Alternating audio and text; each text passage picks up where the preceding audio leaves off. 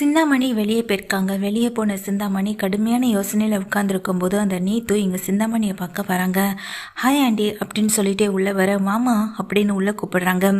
என்ன ஆண்டி உடனே ஃபோன் பண்ணி வர சொன்னீங்க, என்ன விஷயம்னு சொல்லி கேட்க, நான் போட்ட ஒரு பிளான் சொதப்பல் ஆயிடுச்சு, அடுத்த பிளான் ஒன்றை வச்சு தானே போட்டிருக்கேன் அப்படின்னு சொல்ல, நீங்கள் தான் அதுக்கு பதிலாக எனக்கு ரவியை எப்படியாவது திருப்பி தரேன்னு சொல்லியிருக்கீங்களே, அந்த ஸ்ருதிக்கிட்டேருந்து மீட்டே எனக்கு திருப்பி கொடுத்துருங்க அப்படின்னு சொல்ல, இதே என்னம்மா நகை விஷயம் மாதிரி பேசிக்கிட்டு இருக்கேன், அடகு வச்சதை திருப்பி மீட்டு கூடன்ற மாதிரில இருக்கு நீ சொல்ற விஷயம் அப்படின்னு சிந்தாமணி கேட்க,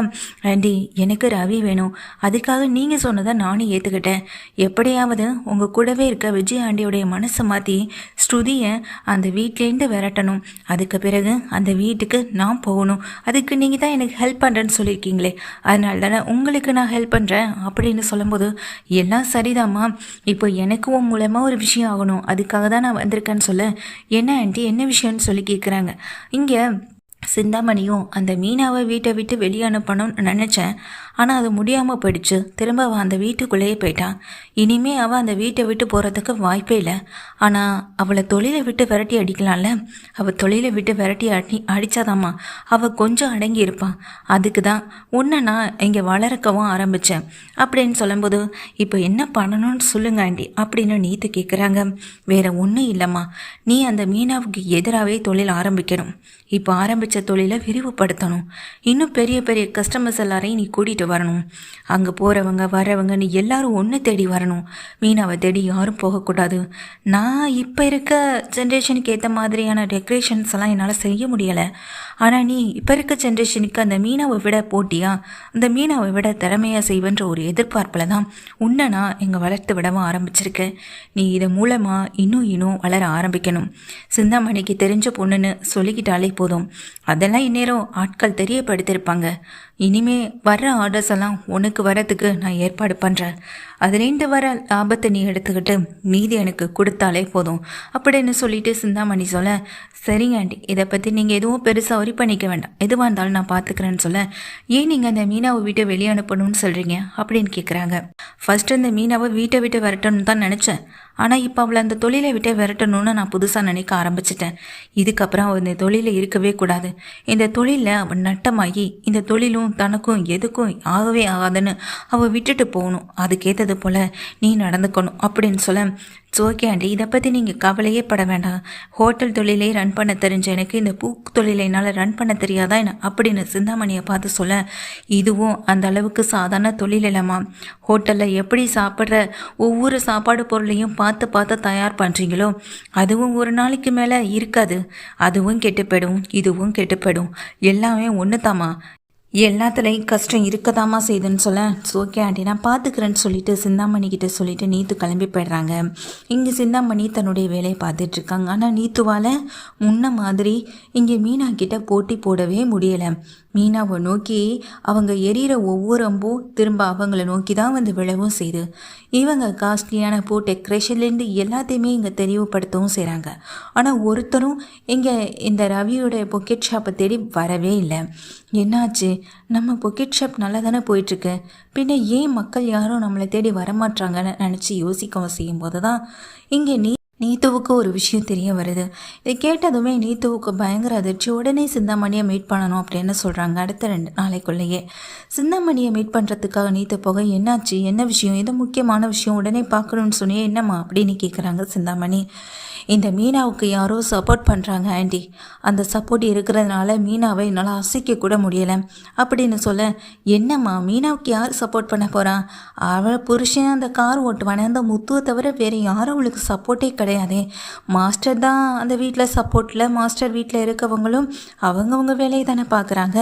நீ சொல்கிறத வச்சு பார்க்குறப்போ அப்படி யார் சப்போர்ட் பண்ண போகிறா அப்படின்னு கேட்க, தெரியலை ஆண்டி, ஆனால் அந்த அப்பார்ட்மெண்ட்டில் இருக்க அவளுக்கு மதிப்பு மரியாதைன்னு எல்லாமே கூட்டிகிட்டு போகுது, நான் அங்கே போனால் என்னை யாரும் மதித்து எனக்கு யாரும் டெக்கரேஷன் ஆன்லேருந்து எதையும் கொடுக்கறதில்ல, ஏன் சொல்லப்போனால் ஒரு பூவை கூட யாரும் வாங்கிக்க தயாராகவே இல்லை,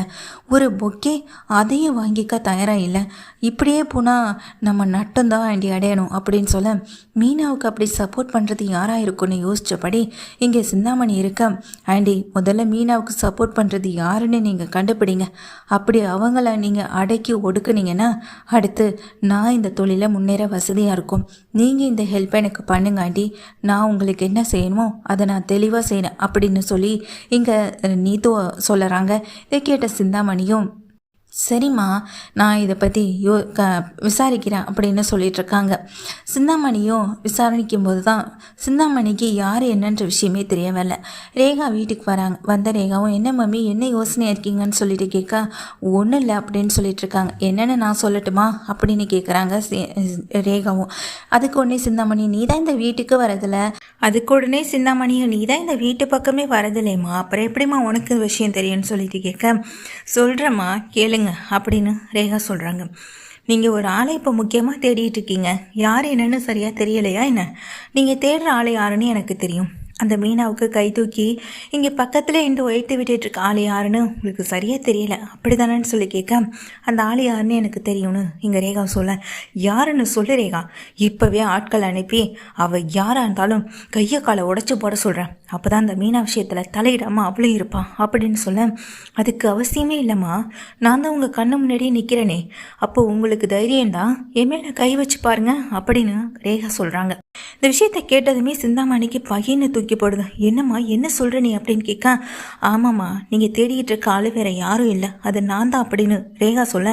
அந்த மீனாவுக்கு மறைமுகமாக உதவி பண்ணிட்டு இருக்காளே நான் தான் அப்படின்னு சொல்கிறாங்க.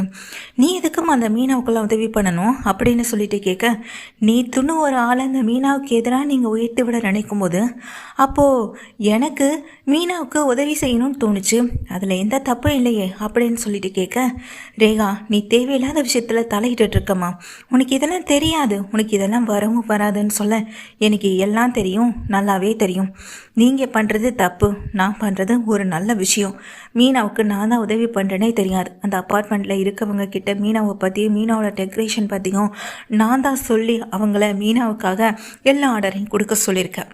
நீங்கள் மீனா விஷயத்தில் தலையிடாமன் தான் அது உங்களுக்கு நல்லது. அந்த நீத்துவை உயர்த்தி விட்டு மீனாவை நீங்கள் கீழே தள்ளிவிடணும்னு நினச்சிங்கன்னா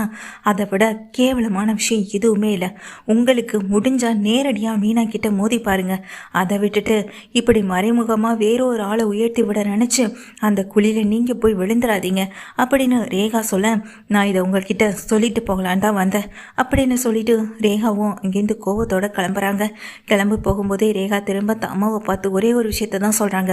என்றைக்குமே தர்மம் நியாயம் நேர்மை இதுதாம்மா ஜெயிக்கும், என்றைக்குமே போய் பித்தலாட்டம் இதுக்கு ஜெயிக்காது, ஆரம்பத்தில் ஜெயிக்கிற மாதிரி கொண்டு போனாலும் கடைசியில் அது வளர இடம் என்னன்னு தெரியும்ல அப்படின்னு ரேகா சொல்லிட்டு போக சரியான செருப்படியாக இருக்குது இது சிந்தாமணிக்கு. சிந்தாமணி அதிர்ச்சியில் அப்படியே நிற்க நீத்து கால் பண்ணிவிட்டு என்ன ஆண்டி யார் என்னன்னு தெரிஞ்சுதான் கண்டுபிடிச்சிங்களா, அப்படியே உங்களால் முடியலைனாலும் சொல்லுங்கள், நான் எனக்கு தெரிஞ்ச ஆட்களை வச்சு யார் என்னன்னு கண்டுபிடிச்சேன், நானே அவங்கள ஆளே இல்லாமல் ஆக்கிறேன்னு சொல்ல சும்மா நிறுத்துமா, யார் என்னன்னு தெரியாமல் ஏதாவது பேசிக்கிட்டு இருக்காத, இந்த விஷயத்தில் நீ தலையிடாமல் இரு, நான் சொன்ன வேலையை மட்டும் நீ செஞ்சால் போதும், இதையை நான் பார்த்துக்கிறேன்னு சொல்லிட்டு ஃபோனை வைக்கிறாங்க இங்கே சிந்தாமணியும். நீத்து என்னன்னே தெரியாமல் ஒரு பக்கம் விழிப்பிதிங்க நிற்க இன்னொரு பக்கம் பொண்ணே தனக்கு எதிராக மாறினதை நினச்சி சிந்தாமணி அதிர்ச்சியில் நிற்கிறாங்க. இங்கே மீனாவுக்கு எதுக்காக இங்கே ரேகா வந்துட்டு சப்போர்ட் பண்ணுறா, இதெல்லாம் ஏன் நடக்குது எதுக்கு நடக்குதுன்னு தெரியவே இல்லை இங்கே சிந்தாமணிக்கு.